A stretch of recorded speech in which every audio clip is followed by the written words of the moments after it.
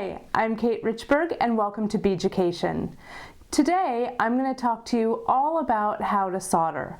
This class is going to teach you all of the introductory moves that you need to get started with soldering. Today's project has several steps. First, we're going to create this link chain.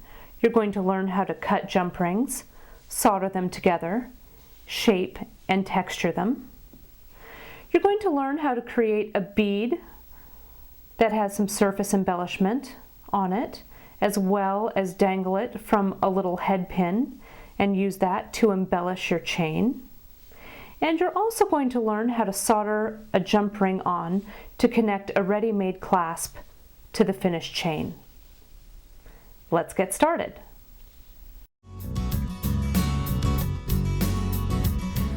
One of the things that we need to talk about before we get started is safety. Not only are you going to be taking your jewelry designs up a notch, but you're going to be using some brand new tools that really need a thorough understanding before you jump in. First, let's talk about your torch. At Beaducation.com, we have a free class that's led by Miss Iris Sandkuhler, and it's a very thorough understanding and overview about how a lot of the different torches on the market work. Please take a moment, if you're not familiar or you've never worked with a torch before, to go on over, take a look at it, so you'll be really confident when handling the torch. A torch has flame, and a flame can cause a fire. So we want to make sure that your working environment is as safe as it can be when you're handling this torch. You don't want to set anything on fire, you just want to make really pretty jewelry. First and foremost, what you need near your workspace is one of these, a fire extinguisher. If you don't have a fire extinguisher near your workspace, make sure you get one and make sure you know how to use it, and make sure that it's up to date, because an empty fire extinguisher that you don't know how to use is not going to be any use to you if you need to use it. We also want to touch on your work surface. You want to make sure and cover your work table with a piece of stainless steel sheet. What we use here when we're shooting, and what I use in my studio, is just a piece of stainless steel sheet to cover this work surface. This one measures about 1.5 feet by 2 feet. It doesn't have to be real big, it just needs to be large enough so it protects the area you're working in. You also may want to get one of those C-clamps from the hardware store and clamp it down to your work surface so you don't inadvertently push it around while you're using your flame. Next, we're going to talk about safety glasses. I'm going to slide my safety glasses on here, and I know I'm making a really hot fashion statement with them, but they're a really important part of your safety equipment. Not only do you need safety glasses, but you need protective gloves as well. We want to protect our eyes and our hands, because without either of those, we're not going to be very successful at making jewelry. Your safety glasses are really going to prevent any of the chemicals that we're using from splashing up into our eyes and harming them, as well as preventing any chemical burns on your hands. These gloves will protect from all of that, from the pickle as well as the antiquing solution, either the liver of sulfur or silver black that you're going to use. Make sure though with plastic gloves that they're rated for chemical. You can, when you purchase them maybe at your hardware store or your local discount store, it says on the box if they're rated for chemicals, so take a look and make sure that they are. Any household items that you might use for chemicals in this class are now no longer going to be used for food. This is a little crock pot here that we use for our pickle, and the crock pot now will remain our pickle pot and never be used for food again. Chemicals can leave a residue on these pieces, so make sure, as one more time, that anything that's used for jewelry making stays used for jewelry making and doesn't go back into the kitchen. Now, before you start, make sure and print out your handout and read it over. That handout's going to give you a lot of tips and tricks, and it will help you to understand the class the first time you view it. And also, speaking of viewing the class, take a minute, well, a few minutes, to view the class all the way through without trying to follow along and actually make the jewelry. That first viewing is really going to give you a solid foundation for the jewelry making that's going to come. So, if you're ready, go over and print that handout, sit back, relax, and let's learn how to solder.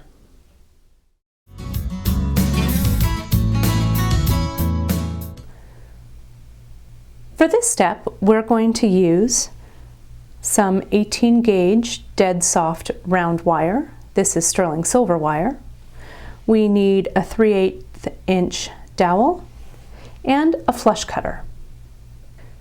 To get started on the chain, first we have to make the links for the chain. So I'm going to grab my 18 gauge wire and my dowel, and I'm going to simply start by wrapping this wire right around the dowel. Now I'm using dead soft wire, and the wire starts to harden up a little bit as I'm wrapping. That just happens because I'm work hardening the wire while I'm creating this coil. But it's okay if there's a little bit of space in there. See how this is getting a little bit bouncy? I'm just going to tighten it up a little bit. Those rings are going to come out just fine. So I'm going to wrap all my wire here and all my wire going the other way. So it's a nice tight coil. Now I'm going to cut this coil to make the rings for our chain. And I need to cut those rings with a cutter that's flush. Because remember, when you're soldering two pieces of metal together, that metal, the ends need to join together so they're flush, like this. You can't have a point or have them meet at a point, or else they're just not going to solder closed. So this flush cutter is going to help us get a nice clean cut on the end of the wire. So I'm going to start off by using this side, this flush side of the cutter here. Here's the back. You can kind of see where it V's in. That side of the cutter makes a pointy end, but this side here makes a nice flush end.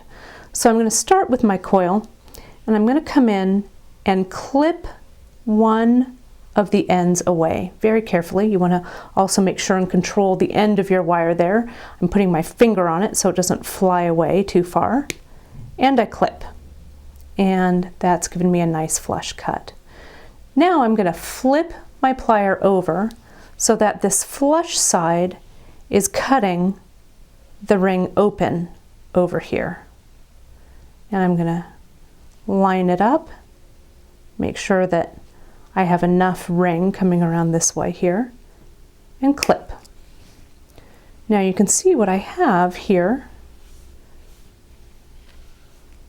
is a ring that has nice flush ends.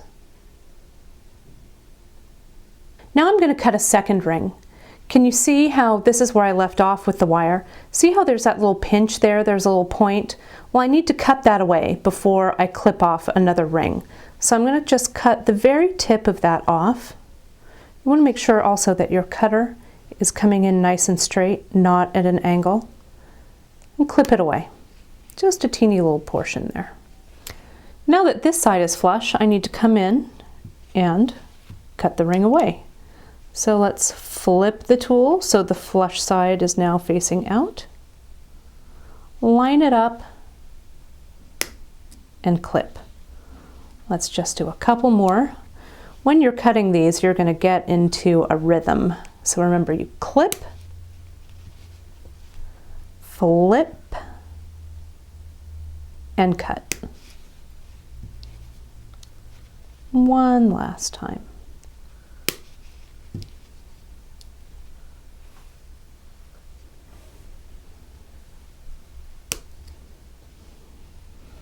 All right, let's go ahead and join a couple of these rings together. Now we're going to connect a couple of these rings together. So first, I want to close this ring so there's no gap, so it'll be ready to solder closed. So I have my chain nose plier here and a bent chain nose, and a little trick that I like to do it'll work harden the ring and also help me to make that gap nice and tightly closed. So I'm going to grab the ring on both sides, and I'm going to work the ring back and forth like so, very gently, about 3 or 4 times. And that little back and forth action there, That's actually work hardening the ring on this side. So that little work hardened area is going to act almost like a spring to help me spring this jump ring right closed. So you can see here now I've kind of changed the angle that I'm working at, and you're going to be able to see how I just bring those ends right in. So back and forth again, and see how it almost wants to pop right in place there. And I can hear and see that it's closed pretty tightly. But this side of the ring is a little bit higher than this side, and we need to make sure that the ring is flush all the way around. So sometimes it's easier just to use my fingers and coax that ring right into shape. Now we're going to put this one aside. We're going to pick up a second ring, slide this guy on, and again, close this ring up.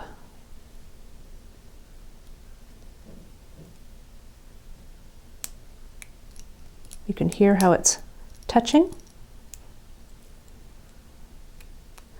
Maybe one final push with my finger here, and that ring just pops into place. Now we have two rings that are connected and ready to solder. And depending on your wrist size, depending on the shape that you make these final rings, you're going to need approximately 12 to 14 rings to go around your wrist.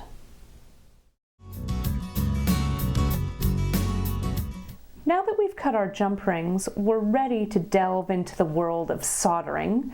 But first I wanted to explain a little bit about the solder we're going to be using today. We're going to use a paste solder, and the paste solder that we carry here at Beaducation is a paste solder that is in a syringe. And you can see I'm going to turn this one over. You can see the solder is here, and we put a syringe tip on it, and we can extrude or squirt out the solder through this little tip. These white tips here are just the little lids that keep this solder from drying out. So what I would do when you get your solder at home, go ahead and keep these little white caps just so you have them, so you can cap your syringe when it's not in use. So to explain what the paste solder is all about, in this introductory class, using a paste solder is going to be very easy for you to deal with. Solder also comes in a sheet, a metal sheet, or in little wire. And the difference between sheet solder and paste solder is that this paste solder already has flux built into it. What flux is a borax solution, usually, that you would use with your wire or sheet solder to allow the metal solder to flow when you heat it. If we didn't have flux mixed with our metal or put on our metal as we're soldering, the metal solder would just ball up on the face of your piece and never flow anywhere. So flux is necessary for your solder to flow. The cool thing about this paste solder is, as I said before, the flux is mixed in. So this is actually a paste mixed with a metal alloy and the flux. So you don't have to worry about, an extra step when you're adding your solder. One of the drawbacks, though, to using paste solder versus metal solder is the paste solder has a tendency to flow everywhere if you use too much when you apply the heat. So you really have to be careful not to over apply this paste solder, or else when you actually go to solder, you're going to have a big puddle of solder along your seam. So we're going to try and be pretty judicious with it when we actually go to solder our pieces. And I also am going to explain why I have 3 different tubes of solder here in front of me, and why I have 3 different solder picks here in front of me. The 3 different solders have 3 different melting points, and on the little tag here that's on our solder syringes, it says SS, I'm going to pull this up so you can see that, SS 65. This one says SS 70, and this one says SS 75. And you're probably wondering, well, what do all of those numbers and letters mean? Well, SS means that it's a sterling silver solder, and 65 means that it has a melting point of 650 degrees Celsius. We call this solder an easy solder. SS 70 means sterling silver, melting point 700 degrees Celsius. We would call this the medium solder. And finally, SS 75, or sterling silver solder, which the melting point is 750 degrees Celsius. This one we would call a hard solder. I have 3 solder picks over here, and I have a blue one, and the way I try and remember which solder pick I'm using for which solder is I look at the blue and I think that's my coolest color, so my coolest color goes with my easy solder. My medium solder, or my yellow, kind of in the middle like a traffic light, that would be with my medium. And my red solder pick goes with my hottest solder here, or my hard solder. Now, why do I need these 3 solders? Well, as I explained, this melts at 350 centigrade, 700 centigrade, and 750 centigrade. Let's say that I was soldering these 2 pieces of metal together, okay? I would start by using, let's say I'm going to solder 3 pieces total. I would start by using this medium solder, since I'm going to solder this piece to this piece, and that will melt at 700 degrees Celsius. And then let's say I'm going to do a little pattern, maybe not that big one, but maybe the small one, and I'm going to solder this blank onto this already soldered piece. I would then use the easy solder, because this solder flows at 650 degrees. So this solder, this join, would solder and flow faster than this join that I already made here. So by using the solder in steps, you don't have to heat the whole piece and have these pieces come apart while I'm trying to attach this piece here. So you use these in steps. You would use this for step 1, you would use this for your second soldering step, and this for your third soldering step. But since I'm only doing 2 steps right here, I'd start with the medium and then go to the easy.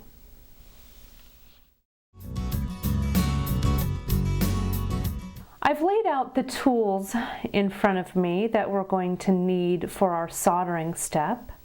And you may think, wow, that's a lot of tools, but each of them have their own specific use. I'm gonna go over what they're all gonna do for you. Down here, you can see our little cluster of rings at the ready, so they're ready to go. And I've connected sets of 2 that are going to be connected by that single ring there. So these are all ready to go and ready to solder. And I've checked to make sure that all of the ends are flush and that they connect. I have my easy solder and my solder pick for my easy solder. And since we're only doing 1 step here, we're not soldering anything onto these jump rings after we've soldered them closed. The easy solder is perfect for this step. And again, remember our cool blue solder pick will go with our easy solder. I have a quenching cup, or what we call the cool cup here. It's filled with some water, and it has a little cross-lock tweezer that I can put my pieces in to the water to quench. This piece in front of me here, this is called a third hand. And the third hand is just that. It's like an extra hand that has a pair of tweezers on the end, again a cross-lock pair of tweezers. And I'm going to show you how to put your chain in the third hand to solder, as well as we're going to use this kiln brick to solder our chain links as well. And you can kind of take a look and decide which method you might want to try. And of course, we can't solder without flame, so here is our butane torch. It's a very safe and simple torch to use. If you are not familiar with using the butane torch, you can check out our torch safety talk with Ira Sandkuhler, and she goes over in great detail how to use a variety of torches, how to use them safely, and how they work for soldering. You're also going to want to set your kiln brick or your third hand on a nice fireproof surface when you're working with your torch and soldering. The last thing you want to do is any of your hot solder fall on your workspace, or more importantly, fall on you. So we're using just a piece of steel, a piece of galvanized steel that we've gotten from our local hardware store, and that actually works very well. You can get a nice size that's cut to your work table that you can move on and off when you need it for soldering. Also, in a pinch, if I don't have a piece of sheet steel, I can also use a cookie sheet, which works really well. You can find one, at your local discount store, or maybe even at the secondhand store, and give that cookie sheet a new life as a soldering surface. So we just want to make sure to get you a nice fireproof surface when you're soldering.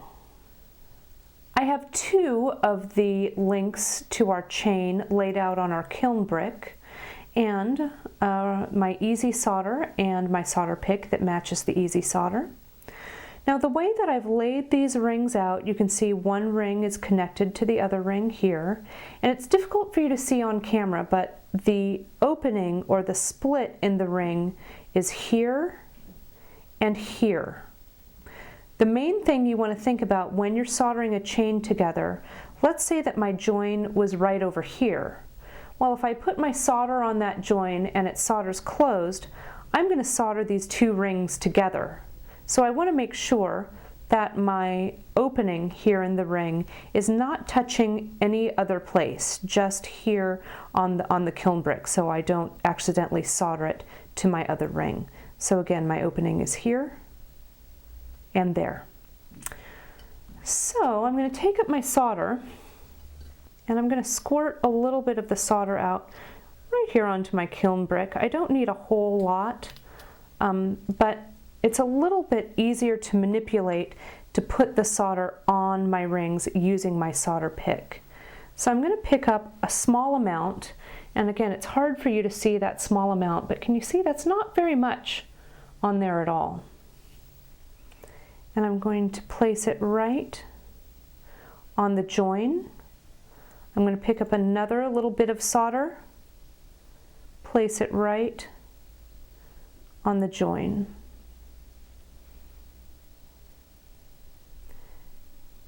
Sometimes it likes to stick, you just have to tell it who's boss.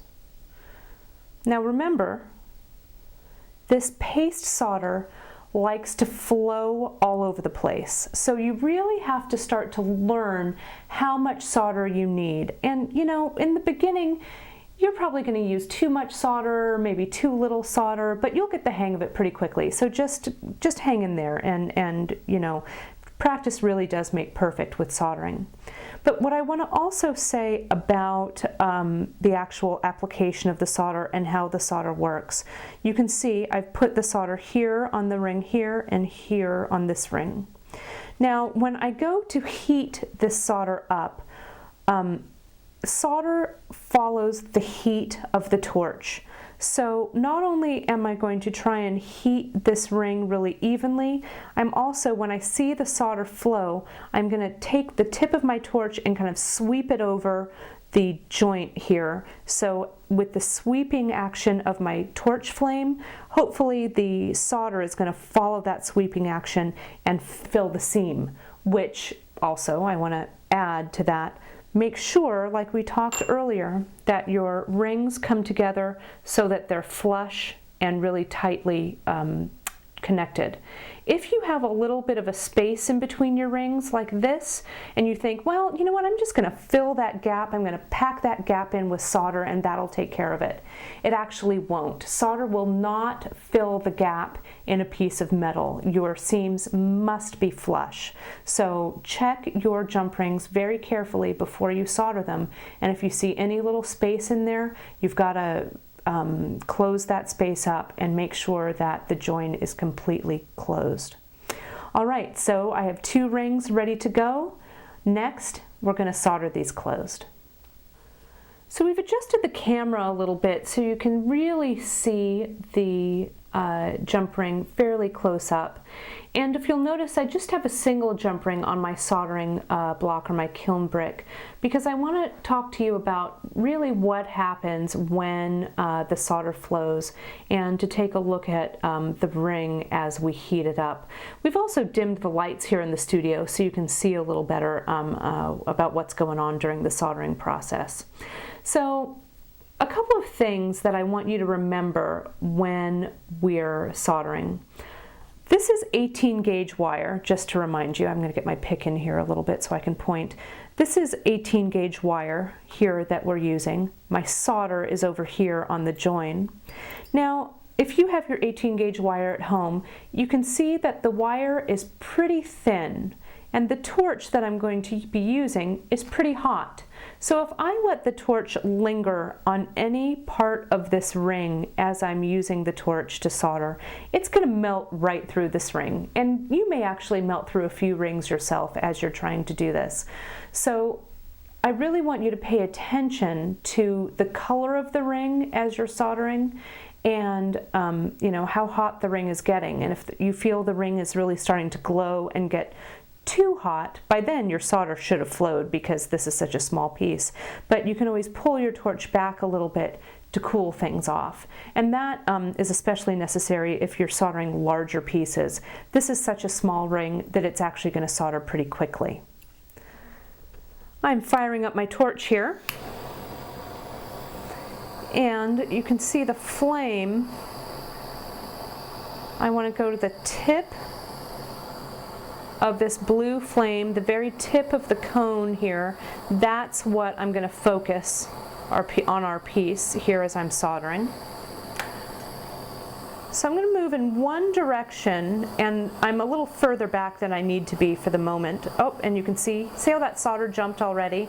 I've hardly put any heat on it, and it's moved a little bit. So I'm going to move the torch in a circle on my ring, and you can see it's getting hot already, so I'm going to just bump it right onto the seam, and let me turn this off. That went so quick that you almost didn't see it, but I'm going to pick this up. Actually, I'm going to use my tweezers to pick that up, and I want to show you the seam. I'm going to quench this first,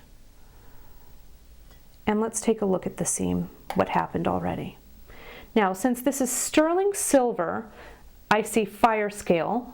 Fire scale is the oxidation that happens when you solder with silver, and I'm going to explain how to remove this fire scale a little later. We don't need to worry about it quite yet. And take a look. Can you see that little silver seam that's right there? That's my solder that has flowed.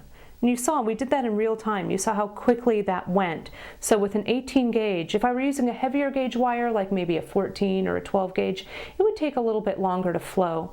But you can see that solder seam has flowed right there. So I'm going to do it again with a link this time. Let me get that piece back in here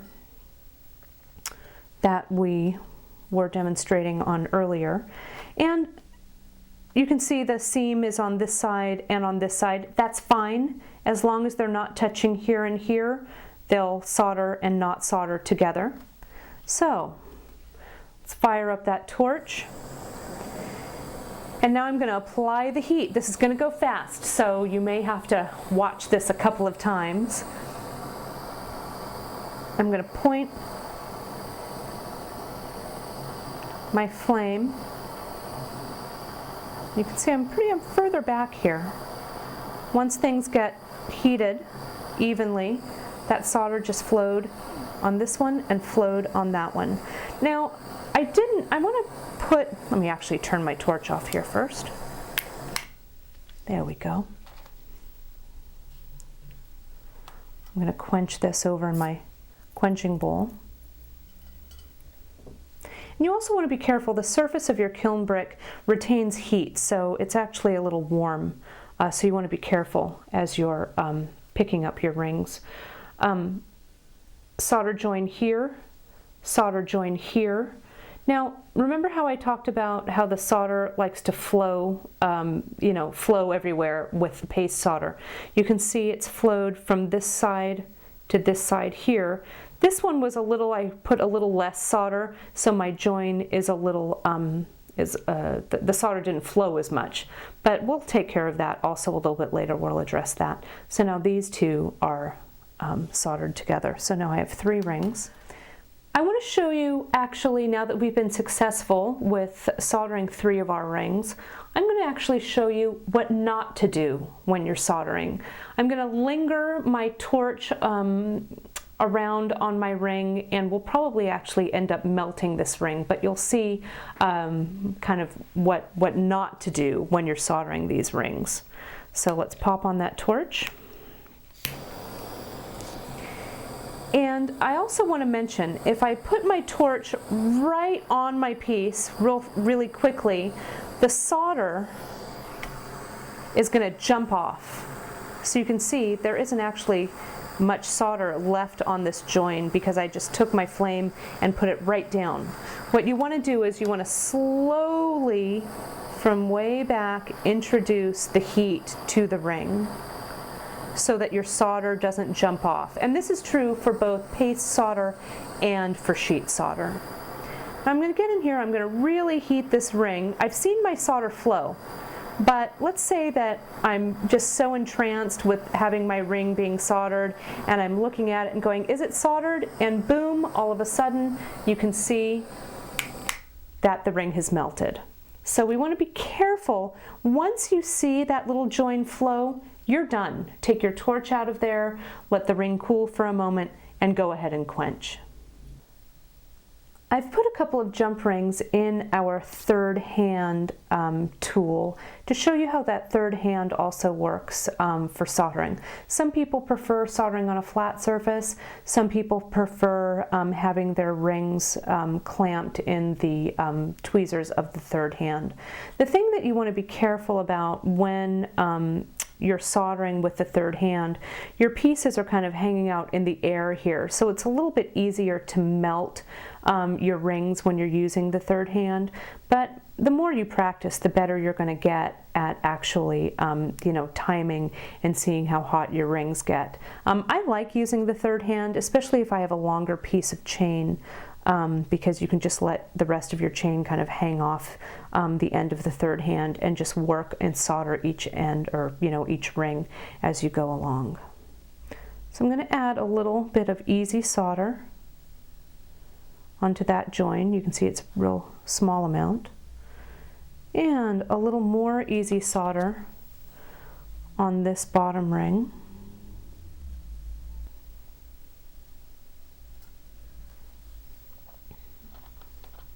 I think I need just a touch more here. And you'll really get to feel how much solder you need to use after your first few rings. Let's turn on the torch. Now I'm going to heat the bottom ring that's that's kind of floating free here in the air with my from my third hand. And then I'm going to go to the top ring. So there you can kind of see the flame there. I'm moving it around and around. That little bit of flaming that you see is just the binder burning away out from the solder paste. Okay, now I can see that that's flowed. When I see that this ring is pretty evenly heated, I just touch the join with my torch and the solder is flowed. So I'm going to hit the top ring, again moving all the way around, When I feel it's evenly heated, I'll come in,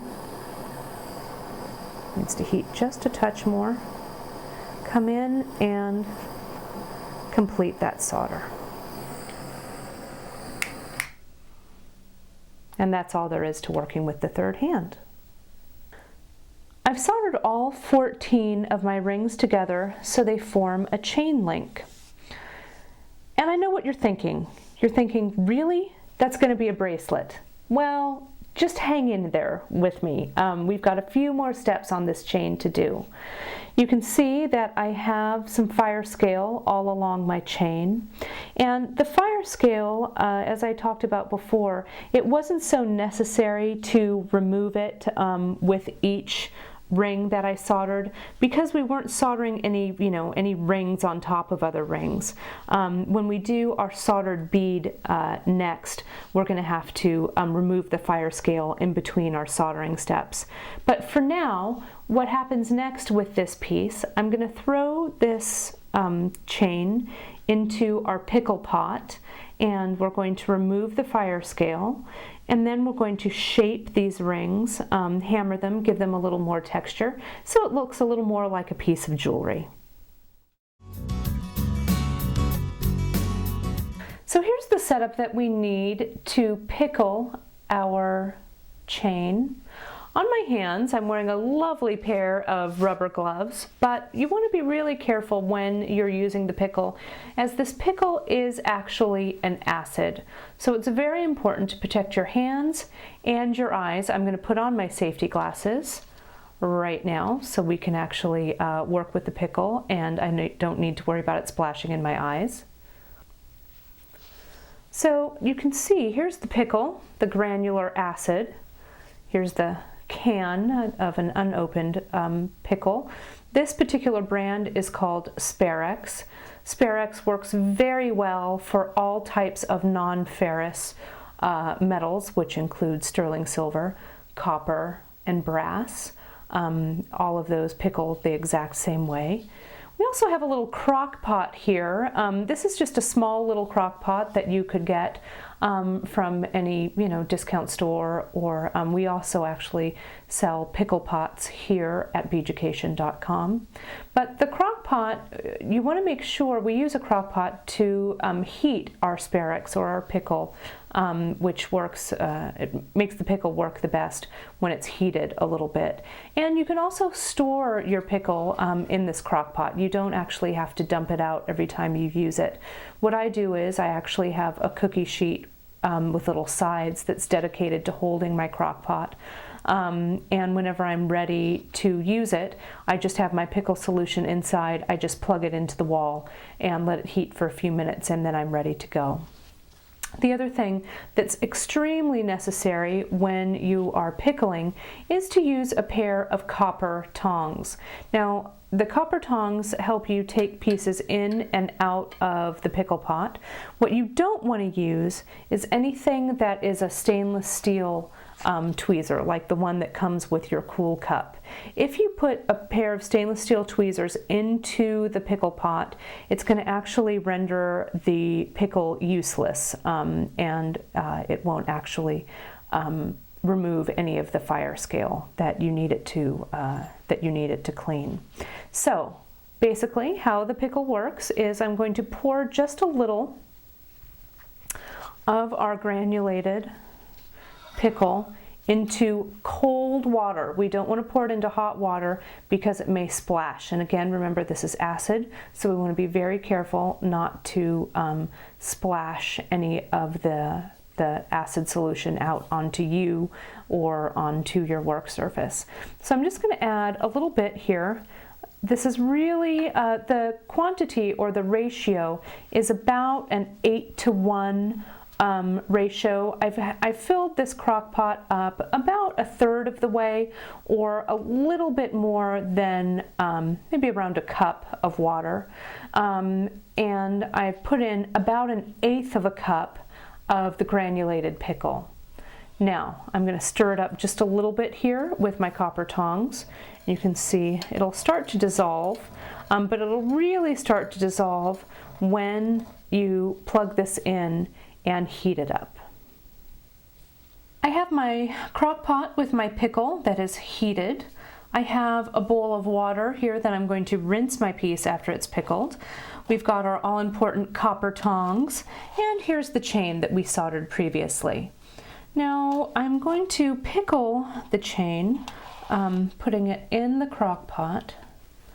You can see a little steam. I don't know if you can see that steam rising from that, but I'm just going to drop it right there into the solution, and we're going to let that sit for a couple of minutes. My students sometimes ask me, Kate, how long do I pickle a piece? And my answer is until it's clean. And it's a little bit of a cheeky answer, but it's true. You want to check it maybe every minute or so. If your pickle is fresh and clean, it hasn't been used a lot, then your piece is going to actually clean up a little bit faster. While the piece is pickling, I'm going to tell you a little bit about what happens with fire scale. Fire scale occurs on metal when you heat it with the torch.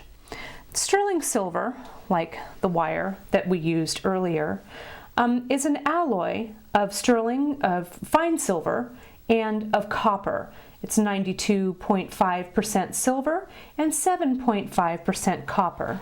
And what happens is, when you are heating the surface with the torch, the copper actually rises to the surface of this metal, reacts with the oxygen in the air, and creates a black surface that we call fire scale. It's difficult to get rid of with just some steel wool or a brush, so it needs to be removed chemically by using the pickle. This same fire scale occurs when we use copper blanks, and you'll see that when we make our bead next. You'll see the fire scale that occurs. And you need to remember, we can't solder on metal that is dirty. So if we're soldering different steps on our metal pieces, we need to make sure that we pickle in between the steps so that our metal is nice and clean and ready for soldering. Okay, let's check our chain, and I'm taking it out of our pickle bath, and you can see how nice and clean that looks. Remember, I'm using my copper tongs, and now I'm going to put it right here in my water bowl. Really rinse that well. I'm going to grab a paper towel here, and we're going to dry that off. I like to actually run my finished pieces under running water as well, just to make sure that all of the acid has been removed. But since it's rinsed, I can reach in here with my hand. I'm going to dry that off on my paper towel, and we're going to take a good look at our nice, clean, ready to go on to the next step, chain.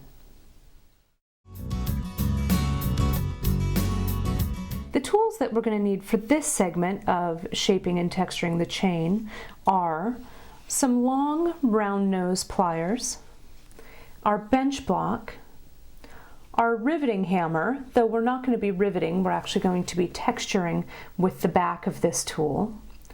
We're going to need a couple of files. This is from our 5-file diamond file set. It's a nice medium coarse file, as well as a fingernail board, like the kind you get at the nail salon, a nice cushy one, and the grit on that is pretty fine, as well as this round bezel mandrel. Now you may be looking at your chain and noticing that there are some seams where your solder has joined. This link is definitely soldered, but you can see there's a little bit of a seam there. And on a few of these, the seam is a little more pronounced than others. It probably just has to do with the fact that on some of these, my rings were lined up a little better than on others. So this is easily taken care of with just a little bit of filing. I start by using my diamond tipped file. We carry a set of 5 different files, different shapes of this diamond file. This is a half round file. You can see it's curved on this side and flat on this side. And this curved file is great for filing on the inside of your jump rings, and then the straight is great for filing on the outside. So I'm just going to actually hang on to this pretty tightly. I use the file with my dominant hand. In this case, it's my right hand. And I'm going to file directionally one way. And a few strokes ought to do it with this file. This isn't a huge piece of wire, and the seam isn't terribly pronounced. So I give it a couple of little files, one way, then the other. Now I'm going to pick up my salon board and just refine it just a little, and your seam should be completely removed. Now that all of my rings have been filed and finished, I want to think about the length for my bracelet. And with these round rings that I made with the 18 gauge wire, you can see it comes up just under 5.5 inches. Well, for a bracelet, for the average wrist, it needs to be somewhere between 7.25 inches, maybe even 7.5, just depending on your wrist size. So we can see this 5.5 inches just isn't going to cut it. But what I'm going to do is I'm actually going to shape these rings and elongate this chain. So that's where the long German round nose plier comes in. So I'm going to start by putting my ring on the end of my tool, and I'm just going to put it down, not too far down, but just so it's right in the heads here. And I'm going to face this at you so you can actually see what happens. Now the seam of my jump ring is here on the side. It's not here, nor is it here, but it's right here up at the top so it doesn't get too much pressure when I shape this ring. So now I'm going to open up the plier, and you can see that ring went from round to oval. Let me do that again.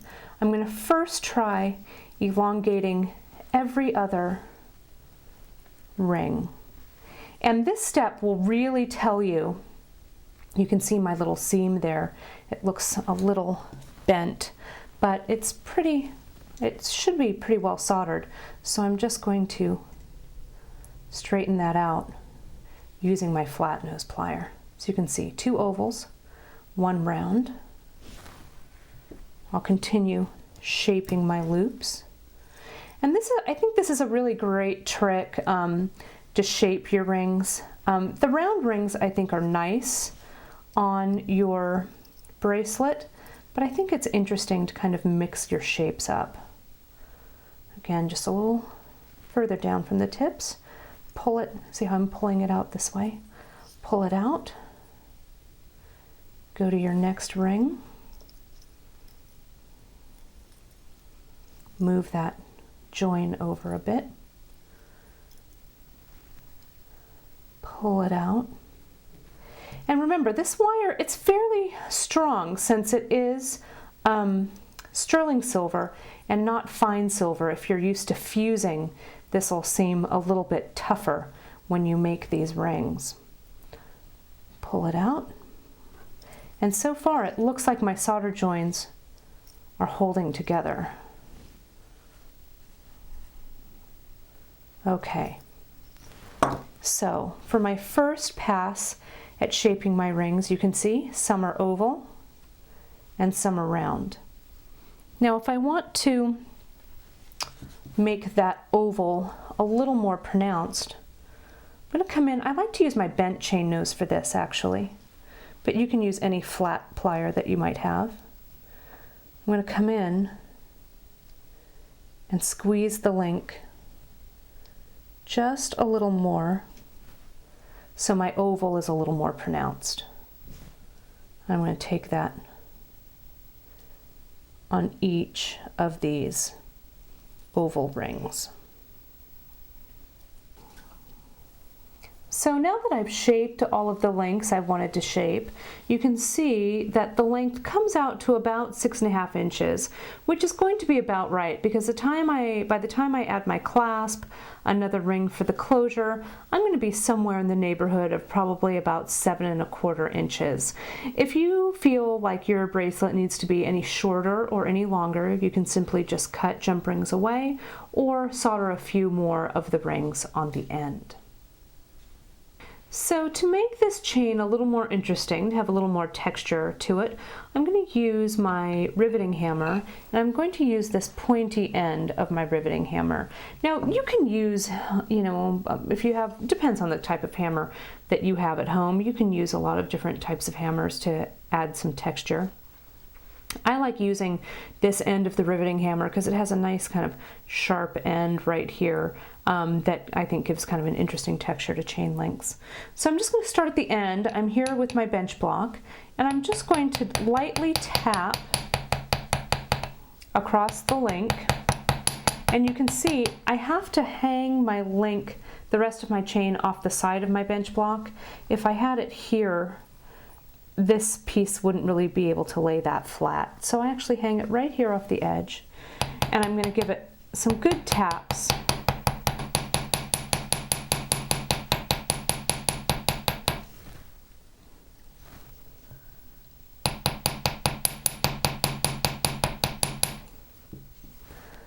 So you can see, it's a little difficult to see before it's antiqued, but you can see if I kind of turn it so that the light catches it, it has some nice texture. Here it is from the side.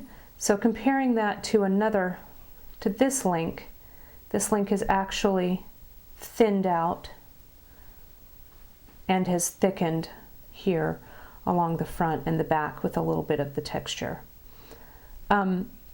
This hammering that I've done has also really work hardened this piece, so this link is nice and stiff. We're actually going to tumble this piece a little bit later to polish it up and finish it up nicely, but this work hardening actually really helps these links retain their shape.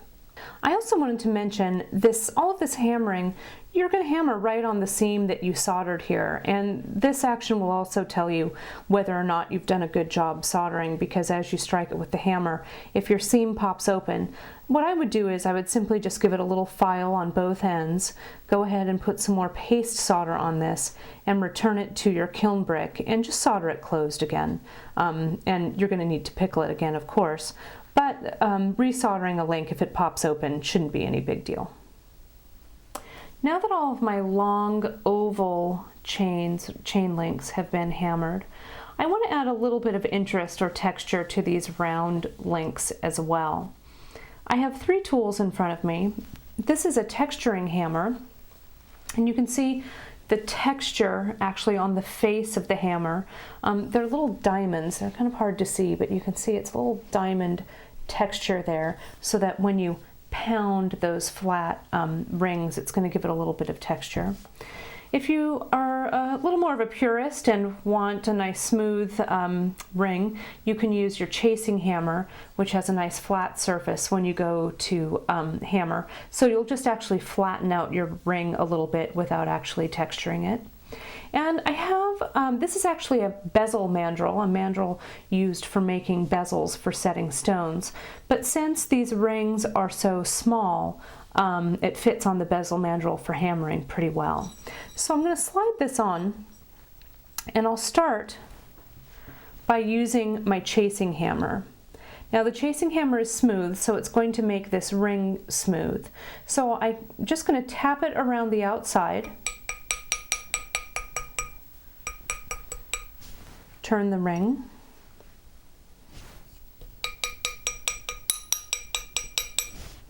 turn the ring, and continue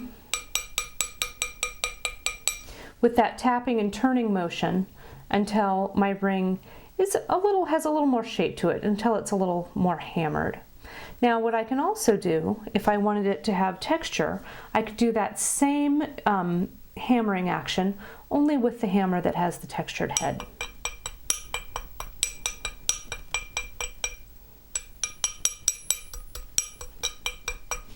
And that gives me a nice little texture. It's a little difficult to see, but you can see kind of how the light catches that texture on camera. And it'll be really noticeable once we actually antique this ring. We can also bring in our friend, the bench block. And if we wanted to, we could do that with our chasing hammer. And that would just elongate these rings.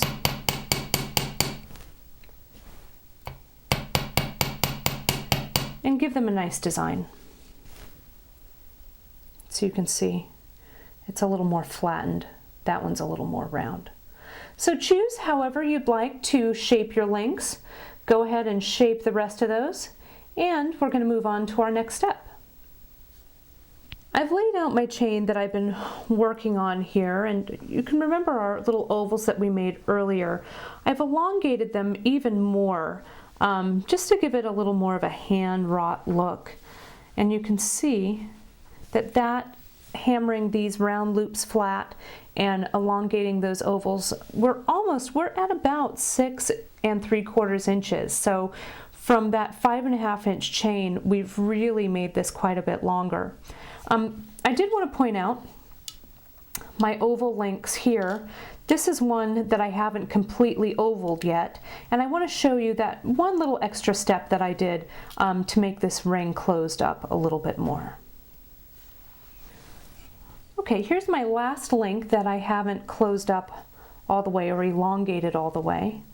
So I'm just going to lay it again on my bench block, but I'm laying it so that this bottom side is on the block and this top side is up towards me, and I'm just going to tap it really gently with my chasing hammer. And I'm going to flip it around to do the other end.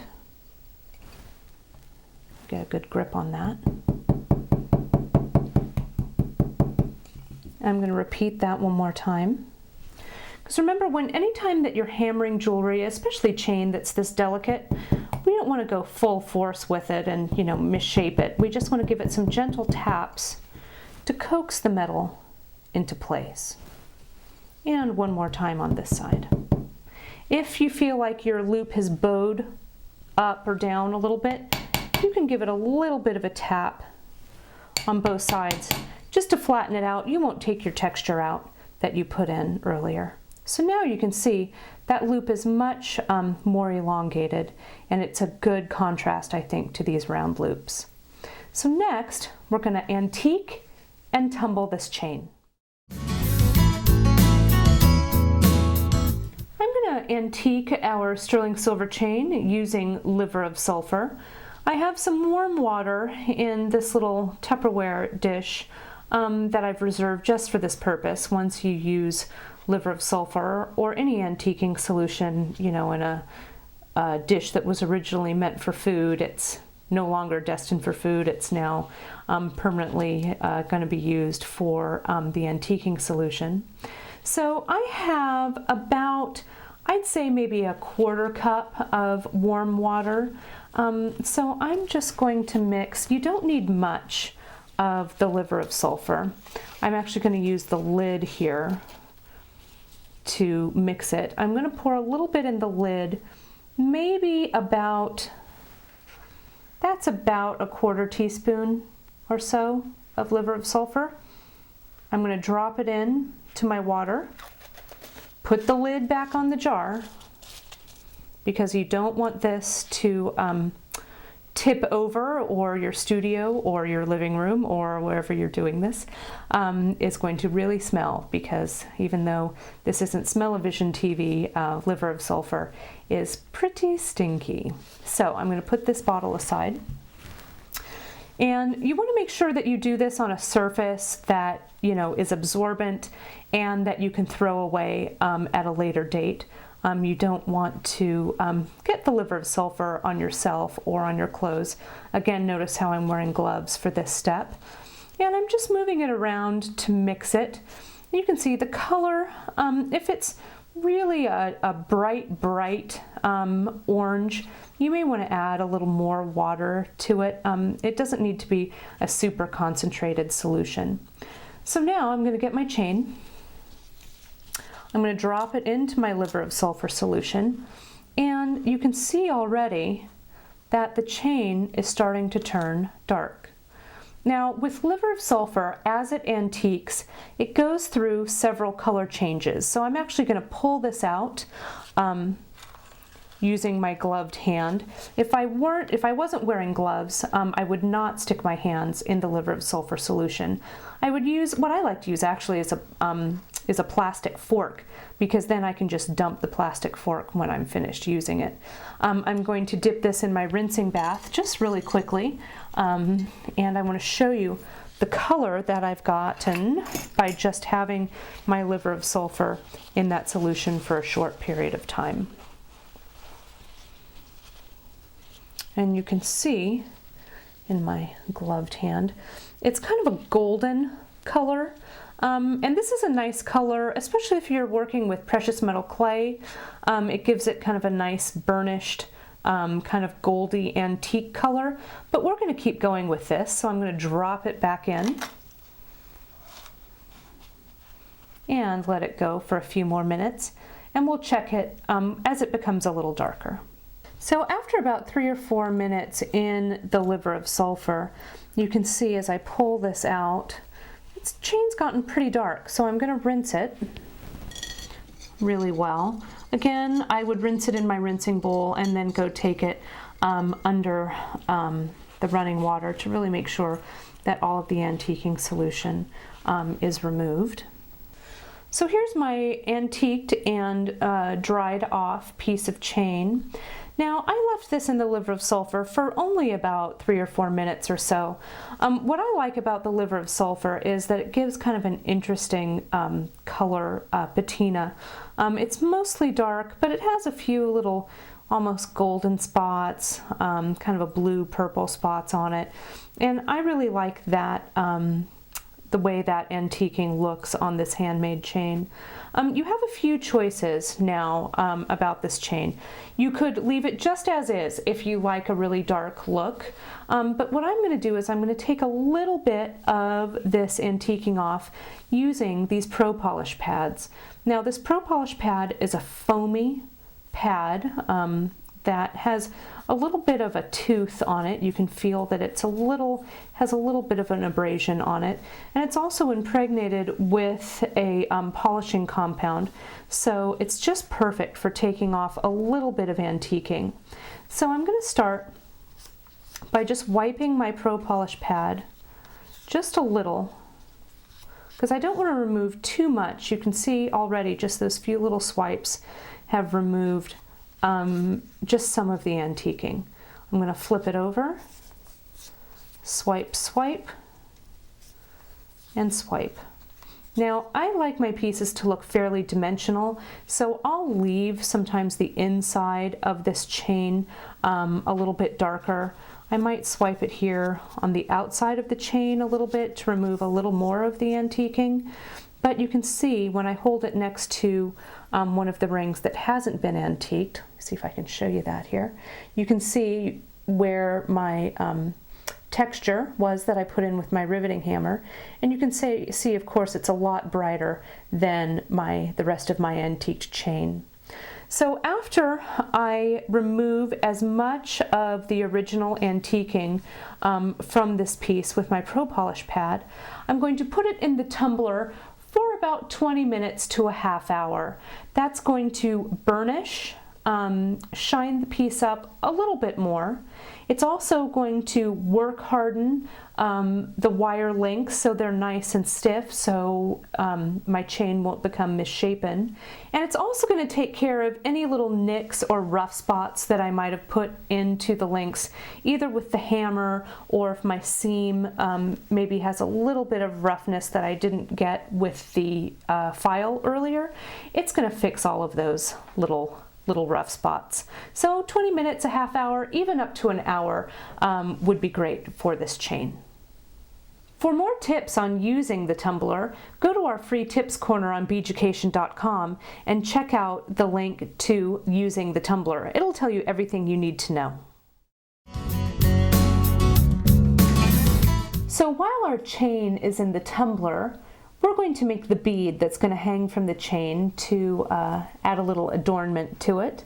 Now, you can do this 2 ways. Here at Beaducation, we sell pre-cut blanks, but we also sell this fabulous disc cutter. So it just depends on if you have sheet metal laying around and you want to create your own discs, and you like the idea of being able to cut your own, or you can already get them pre-made. I'm going to show you actually how we use this disc cutter to make your cutout discs. So what we need for this step is, of course, a disc cutter, a 1-pound brass hammer. I'm using 24 gauge sheet. In this case, I'm using copper because I wanted to show a contrast between the copper and the silver chain. Again, here's some pre-cut discs, which you could also use to create your bead. I have the disc cutter here in front of me, and I'm actually going to use the 3/4 inch cutter, which is this one, this size right here. I like the 3/4 inches for this bead. It gives me enough room to embellish it with a little bit of stamping, a little bit of soldered embellishments, but it's not so huge that the bead kind of is, you know, not very comfortable sitting on your bracelet. So the disc cutter has two parts to it. It has all of these little cutters here, and you can see the cutter, the handle part is black, and the actual cutting part of this disc cutter is this silver end. You don't want to put it in this way with the silver end up. You won't be cutting anything with this blunt end here. And it comes in different sizes, so each of these little cutters fits into the hole that it's meant to go into. So I only need to use this 3/4 inch cutter. So I'm going to open my cutter, and I'm just going to pry it open just a little bit, just kind of squeezing it, or, you know, walking it open a little bit to give myself an opening. I'm going to put in my 24 gauge sheet, and I'm trying to conserve my sheet, so I'm putting it over here kind of towards the end. Or towards the edge. I don't want to waste my metal, and especially if this were sterling silver, I'd really want to make sure that I was using it, you know, not cutting it out of the middle, but kind of going along the edges to conserve as much of the metal as I could. So you can see my metal is sitting in here in my hole, and I want to make sure I give it a couple of little taps with my 1-pound brass hammer to make sure that my disc cutter is completely closed. If your cutter catches on maybe the little stems here, or it isn't really flush and closed up against your metal, your disc will not cut properly, and it'll be difficult for you to actually get the cutter through the metal. So now I'm going to insert the cutter here.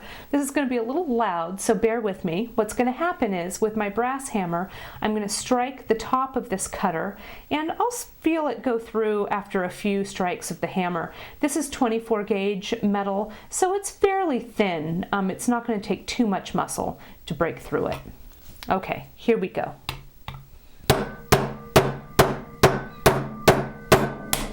So after about 5 cuts, I felt the disc cutter break through the metal. Now I just lift the whole thing, and this should fall right out, which it did, and here's my cut disc. So I need to repeat that because we need 2 of these discs for the bead. After we've cut the discs, the 2 discs that we need for our bead, we need to make the holes in the center. So I'm going to use my ruler to find the center of this 3/4 inch disc, and I'm going to make a little dot here with my permanent marker.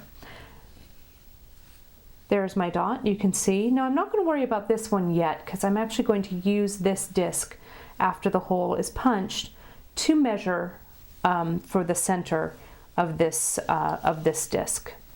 So I'm going to take my hole punch, my screw down hole punch here, and there are 2 sides, a larger side on this one and a smaller side here. This smaller side will accommodate about a 16 gauge wire. This side here will accommodate about a 12 gauge wire. It gives you a pretty big hole, and for now I really want a hole that's a little smaller for this bead. So I'm going to rotate the handle so it's up a bit. I'll insert my disc and line it up with the stem on the hole punch, and then screw the stem down so it pops through the disc, And once I can see that my disc has a hole in it, I'm just going to rotate that back up and remove the disc. So there's my hole. There's the little piece of metal that's popped out of the hole. We want to make sure and put these aside. I don't know if any of you have watched the introduction to riveting video, but when we did the riveting, we punched some holes like this as well. And I told you that we would have a project coming up where we'd actually use these little interiors of the holes. Well, this is that project, so put this aside. Now, to measure for the second hole on my disc, I'm going to line my first disc up on top of my second disc, mark for the hole, and this assures that if my hole is off just slightly, if it's not quite in the middle of the disc, it will be lined up throughout the bead, and that's really the most important thing. So I want to find the right side of my hole punch here, and repeat and pop that hole right through.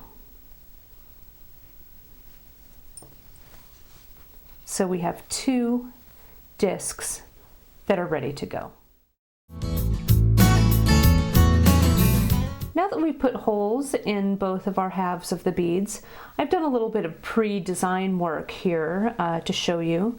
But for this step, for actually embellishing the bead with some stamping and some design stamps, as well as some little dots here that we're going to solder, you're going to need a couple of more tools. In addition to the hole punch that we used earlier, we're going to use a center punch, the tiny spiral design stamp. You need a good set of tweezers that are going to grip your little pieces here. And of course, you're going to need your bead blanks. To let me know the placement of these little dots that I've made, and you can see I've made these little dots using the screw down hole punch. I actually used the larger size, this 12 gauge hole punch for this one, because I wanted the little dots to be a little bit larger than the ones that were coming out of this size, the 16 gauge wire here. So we used the larger size. So I have a little pile of 10 little dots here. 5 of these are going to be for this bead, this half here, and then the other 5 I'll use for the other half of my bead. And you can see I just used that hole punch just along the edge here of the metal that I cut this disc out of. With a permanent marker, I made 5 little dots around the center hole on my disc, so it'll actually show me where I'm going to eventually place those little dots for soldering. But before I solder these little dots on, I'm going to do the texturing of this piece, adding some design stamps and some little designs there. Then we'll actually be soldering these pieces on.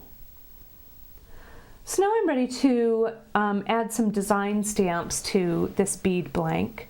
And I've removed our table covering so we're on our nice stable surface here, because anytime you want to use design stamps, you want to make sure that you're using them on a steel bench block, on a really sturdy table surface with no padding in between.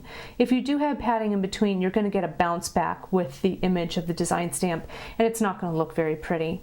We also have on Beaducation.com a free class on how to use the design stamps, so if you haven't done any stamping before, you might want to check that class out. My little dots here that I've made with a Sharpie marker, when this bead is finished, that's where the placement of those little metal dots that I cut out of the sheet metal are going to be placed. So I'm just kind of using this as my guide. I have the spiral design stamp here, and I'm actually going to use that spiral design stamp in between each of those little dots just to add some interesting design. So I line up my stamp, and I'm going to give it a nice strike with my 1-pound brass hammer. And I'm going to continue and go all the way around the bead.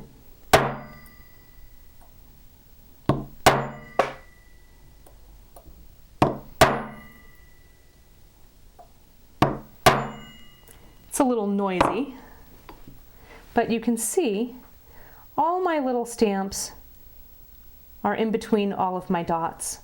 Now, the way I design my jewelry, I'm not a big fan of being too precise with my designs. I can see that perhaps maybe my little spirals are a little closer here, a little further away here. But with the design of this bead, a little bit of kind of an organic look, I think works great with this. So don't worry about being too super precise with your design on this first bead. You know, just get through it and it's going to look terrific when you're done. So for the second set of little design ideas for this bead blank, I'm going to use the center punch, and I'm going to actually use it to punch little dots. It's not going to punch through the metal, but it's going to make little dots all the way around this kind of close to the edge of this bead blank. One thing I want to make sure though is that I keep this disc, the edges, really unblemished and really straight. I don't want to stamp anything too close to the edge, or else it's going to flute the edge and it's never going to solder completely. We want to make sure that we keep this edge nice and even, so when it meets the other half of the bead, after we dap it, both sides will meet up nice and flush. So I'm just going to freehand this. I'm going to put my center punch down, not too close to the edge, and just give it a little tap with my hammer and move it around. Another tap, one more, and the last one.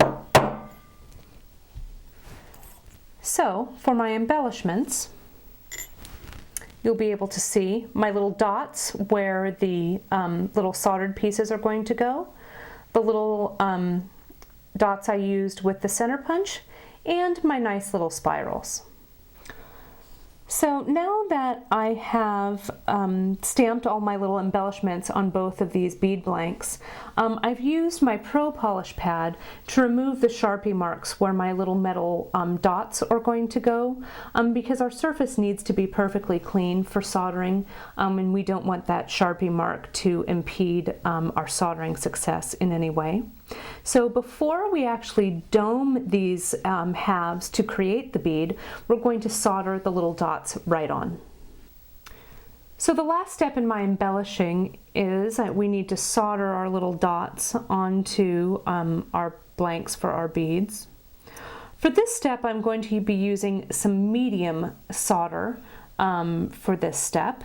Remember, we want to change our pick to our medium pick. And we're doing the medium solder because we have a second step after this where we attach the two halves of the blank of the beads together. So we're going to use easy solder for that step, so we need to use medium solder for this one. So I'm adding a bit of solder here to my little dot. I'm flipping this over and dropping that right in place. Tap it down with the pick just to make sure that it's a nice tight join. I'll do one more here if I can get this little dot into my tweezer. There we go. Add a little bit of solder. Now a word about the solder that I'm using. Again, this is solder that is, when it flows, is silver colored. The copper that we're using, obviously, is copper colored. So you want to make sure not to use too much solder underneath these little dots, because if you do, it's going to run out and you'll really see that silver solder right around the little copper dots. All of these have had solder added underneath them, so if I need to clean up and if I see a little bit of solder around the little dots that I've placed, what I like to do is I like to get a little teeny piece of paper towel and just swipe it very carefully without disturbing the little dot. You can add a little bit of water if you need to, but that little piece of paper towel should remove any little traces of solder that you might have on your piece. All right, we're ready to solder. So I have both of my pieces laid out here on my kiln brick. I'm going to focus on the first piece and then the second. I like having them all ready to go because by the time I start working on this second half of my bead, it'll be really warm. It'll have some residual heat from this first one that I've soldered. So I think it just saves time to set both halves up at the same time. So I'll turn on my torch. And remember how I talked about when we were making the chain about to go in kind of gradually so that your little pieces don't jump or your solder doesn't jump away from where you've placed it. That's really important with these pieces as well. So I'm heating them up gradually. You may see a little bit of flaming from the binder burning away from the solder. And notice how I'm kind of heating up both pieces at the same time. Now I'm going to focus on this one here, and now that it's warmed up, my solder shouldn't make these little round pieces jump up. You can see it's starting to heat, and what I'm looking for is a little seal, or a little, I can see the solder melt and make a little seal around my little dots. And I can see that flowing, and I'm going to move to this one. And again, we're going to look for that same flow. And notice how slowly I'm moving my torch. And I'm watching very carefully, trying not to melt my piece. And I can see these little dots settle, and I can see that they've soldered on. I want to show you, let me quench one of these, and I'll show you just what we're looking for when it's soldered. So I'll quench this, and quench this one. Remember, the surface of the kiln brick is pretty hot. So I'm going to move this over away from the heated part. You can see the fire scale that I have on these pieces from the heat. Now, these are really on there really well. It survived the quenching just fine. I'm going to turn it to the side. Might be a little difficult for you to see, but what I'm looking for when the solder is running is I'm trying to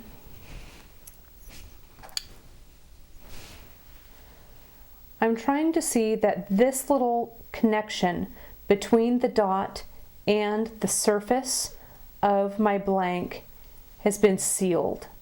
And it just really looks like it's become one piece of metal. So our blank is nice and soldered here. Let me pick up the other one and make sure I did okay on that side. And I did. So the next step for these is pickle. Now that our little pieces are out of the pickle, you can see all traces of the fire scale have been removed, but I do have just a touch of solder right there on this bead, so I can file that away.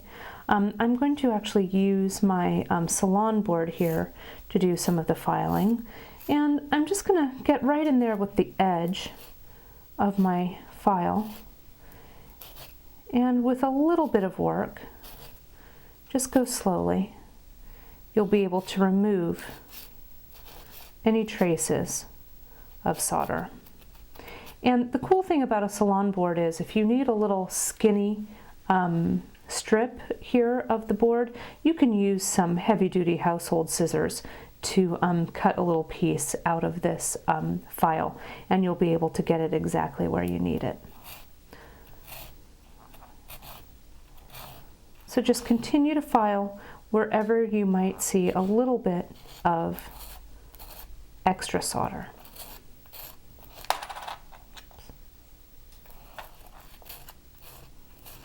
Then once both of those are ready, we're going to dap these two beads and get them ready for soldering. Now we're going to dome these two halves of the bead so they fit together to actually form a bead. I have the dapping block in front of me. A dapping block is a steel block that has little concave sections cut into it, and the dap that goes with it goes right in, and we're going to pound that down with a hammer to curve this half of our bead. But what we want to think about before we begin is we want to make sure that we're putting our bead half face down, because we want the embellishment on the outside of the bead. And I also want to make sure, I mentioned this earlier, but we want to make sure to maintain this nice even edge around the blank. If we go too close to the edge while dapping with the metal dap, it's going to flute the edge and make it too thin, and you're not going to be able to connect the two beads so they're nice and flush for soldering. So there's my block. And you can kind of check on each little dome and put your little bead in to see where it fits nicely. This dap isn't too deep. It has a nice curve to it, so it's going to curve this blank pretty well. And I've chosen, this is a 19mm dap here. And what I do is, I don't want something that's too big that's going to fill this space. I want something that's a little smaller so I can move it around slightly to help me dome that piece of metal. I'm going to place the dap into the little well of the dapping block, and using my 1-pound brass hammer, I'm going to just tap gently, and this is going to dome my blank.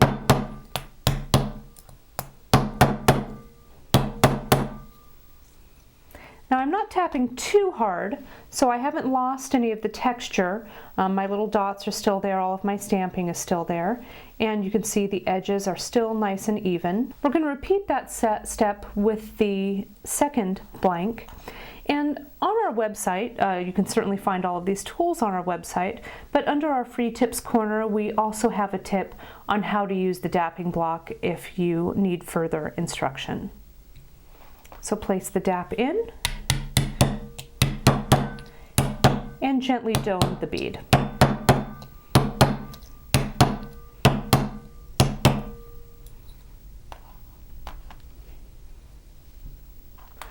Now the two halves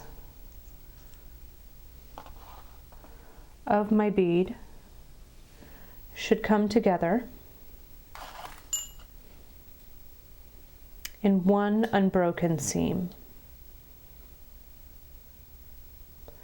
Now my bead now is a little lentil shaped, and I actually like that shape for a bead, but we can make it a little more domed.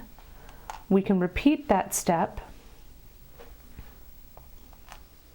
in a dap that has a deeper well, and repeat that same process again with a smaller, this is an 18mm metal dap.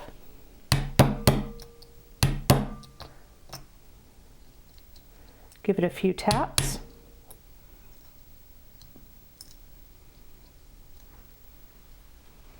Again, avoiding the edge. And if you're having trouble getting it to stick, this dap might be just a touch big. Sometimes you have to test out which dap is correct. I'm going to actually go down to a 17mm size. It's going to make the bead curve a little more easily. And now you can see, after that second round of dapping, we have a bead that's a little more of a bead shape and a little less lentil shaped. I'm turning it all the way around to make sure that my seams meet flush, and they do. If they didn't, if I were a little off in my dapping, there's a simple solution. Again, we'll get our salon board, we'll put it on our table surface, and we'll just pick up 1/2 of the domes and run it gently across the board, and that'll even out the edges. And we'll repeat that with the second one. And the amount of filing really depends on how uneven these pieces are. If they're really uneven, you may just want to call it a day at this point, throw them in the tumbler and use them as bead caps around a bead and give it another go. Because in order to really be successful with this seam, we have to have the seam completely flush. And you can see as I rotate this around, the seam meets in all directions. Now we're ready to solder these two halves together.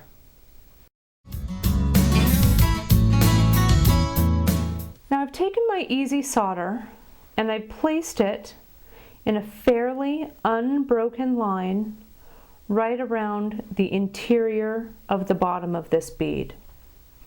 Now, this is really important not to get too much solder or too little. Too much and the solder is going to flow out the seam. Too little and you're going to have breaks throughout the seam and it won't be one continuous unbroken solder line. So you can see, I'll tilt that forward a little bit, you can see there's a few little breaks in the solder, but I think there's enough solder there that when it heats, it's all going to flow together. So I'm going to place the top of my bead and double checking on all sides that it's nice and even, which it looks like it is. There we go. Now, when you're soldering an object closed like this, we would need to have a hole to allow the fumes to escape. If we don't, that could be dangerous and the piece will, try and flip off because the heat will build up on the interior of the bead and it won't have anywhere to escape. So make sure if you make a bead that's not a bead, that it has some kind of air hole for the fumes from the solder to escape. And again, we've dimmed the lights here in our studio so you can see what's going on while we're soldering. I'm going to turn on my torch. And we're going to heat this bead slowly. We're going to look, where I want you to look while I'm doing this, is look along the seam right here. You're going to see the solder flow. And when the solder is flowing, that means that I'm all finished and I need to remove my torch. So I'm going slowly with the tip of the torch, not too close. A little bit of flaming you see there is the binder burning away from that solder. Just keep going through. It'll burn off pretty quickly. Once that's done, I'm going to get in a little closer with my torch, slowly and evenly heat that seam, and you can see right there, I can see that that solder has flowed. I'm just going to double check. Remember, the solder follows the heat of the torch, so I'm going to just bring it all the way around the seam to make sure that I have one unbroken solder line.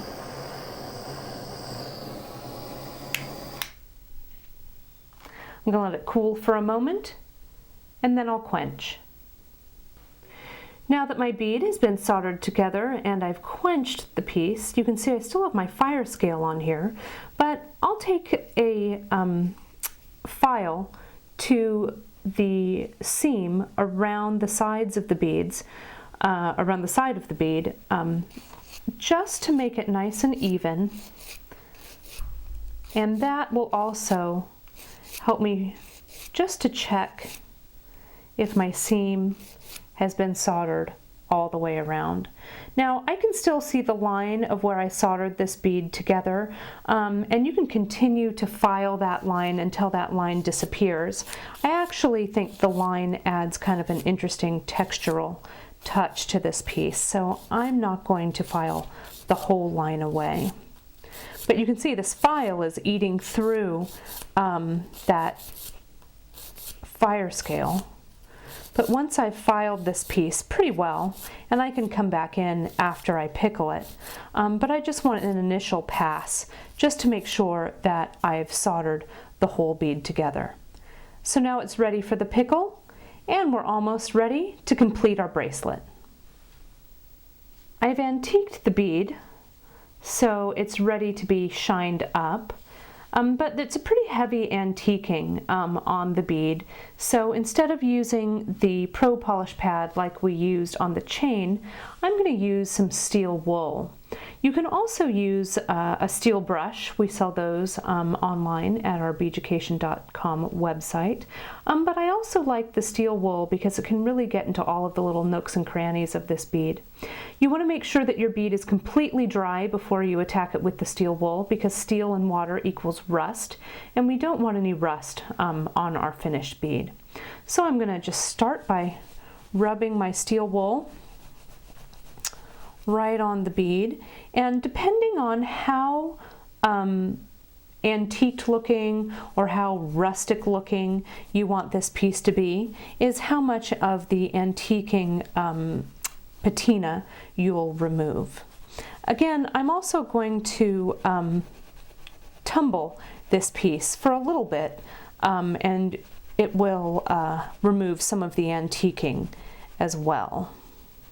But for now, really just going to go at it with this steel wool here, and then we'll check the finish and see what we think. Now, depending on how much oxidation you want on your bead, you can see I have a second bead here that I've made also. This is our first one that we've created. And you can see I've left some of the oxidation on this one. This one I've cleaned up just a little bit more. It just depends on your taste and how, how antique do you want your finished piece to look. After I throw this in the tumbler for about a half hour to 45 minutes or an hour or so, you're actually going to see a lot more of this oxidation wear away as well. So by just removing one layer, we've started the shining process. So next we're going to attach our bead to our chain, and we're going to have a finished bracelet. Now that we have all of our components completed for our bracelet, we need to put them all together. We have the bead that we've made, we have the chain, and we're going to need to make a bald head pin to mount this bead on. So I have 3 inches of 18 gauge wire here. I have a small 18 gauge jump ring, about a 4 millimeter inner diameter. And I have a lobster claw clasp. This one happens to be a swivel clasp, but you can attach any type of lobster claw that you like. So to make the bald head pin to mount our bead on, I'm gripping my piece of 18 gauge wire in my cross lock tweezers. I'm going to pop on my torch, and I'm going to heat the very bottom of my wire. Again, this is sterling silver wire. You can see how quickly that went. So I'm going to turn it this way so you can see this a little bit here. I'm going to even this ball out. Gravity is your friend when you're making a bald head pin. There we go. You want the ball to be large enough so that your bead doesn't fall through it. There we go, that's nice and even.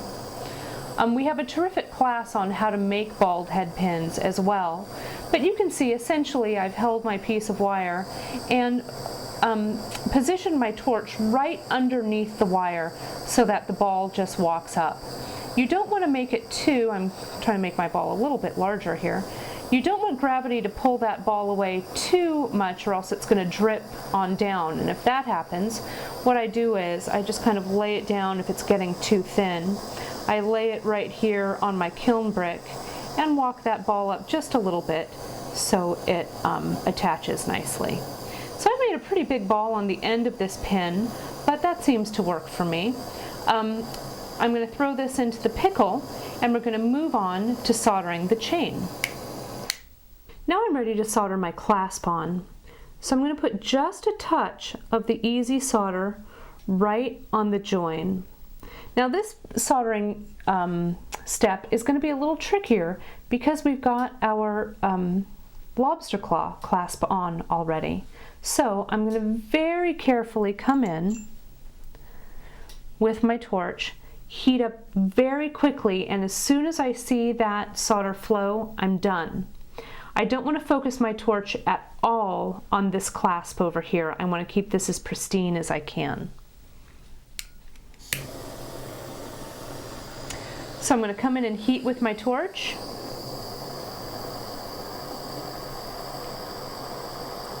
I've just seen the solder flow, so I'm done. That's as quick as it happens. Now I've just quenched this piece and dried it off. This is the jump ring that I just soldered. And remember how I said to keep your torch away from the clasp? I didn't really touch my torch at all to this clasp, so you can see I don't have any fire scale on it, which is terrific. I have a little bit of fire scale here on this ring, and we've burned away a little bit of our antiquing and shine that we have on this first ring. You may want to think about the steps of antiquing and putting these pieces on. You may want to add some more antiquing at this point, brush it away, or use a little steel wool or your pro polish pad, and then return the whole thing to the tumbler. But I think that this fire scale isn't too bad. I can remove most of it with my steel wool, and I'm just going to use the pro polish pad to return this link to its nice and shining former glory. Okay, well, we're almost there. I just need to add my bead onto my head pin. After I pickled my head pin, I gave the ball a little bit of a hammering with my chasing hammer on my bench block, just to give it a little bit of dimension. I think it looks a little bit more interesting than just a plain round ball, especially since this is such a heavy gauge. So now I'm going to put my 18 gauge wire through the hole of my bead and slide that down. And you can see the ball just kind of sits there at the bottom of my bead, preventing it from falling off the pin. Now I just need to simply turn a loop here at the top. So what I'm going to do is I'm going to bend this wire nice and tight so it's up against the bead. I have a little bit of movement here, which is good. I don't need it to be super tight, but I want it to be nice and close. I'm going to use my wire cutter and cut away my remaining wire, leaving about 1/4 of an inch, maybe just a touch more than 1/4 of an inch of wire. Now, using my round nose plier, I'm going to grab the end of my wire. I'm going to try and get you a side view here so you can see what happens. And just by using my round nose plier, I'm going to walk that wire through the heads of my tool to create a loop. Now, if you need help with your loop making, we have a great tutorial on perfecting your wire loop that you can check out on Beaducation.com. Now we're ready to attach our bead to the chain. I'm going to lift the loop that I've just made. I'm going to lift it forward, up towards me. And I think I'm going to attach it to this third loop from the end, so it's not right at the very end of my bracelet. Put it on the loop and push that loop right back into place using my chain nose pliers. So you can see it's attached, it's a nice dangle and ready to go. All right, so now we've connected our little dangle to our bracelet. You can see I've clasped this bracelet closed right here just onto the very last link in the chain. If you wanted, you could solder another jump ring onto the very end, but I kind of like the way this large jump ring connects to this swivel clasp. You have a lot of different options with this finished piece. You can go ahead and make several more beads if you'd like to attach them along the chain, or you can create other little hammered or stamped charms or blanks to go along this chain as well. You're only limited to what you can imagine.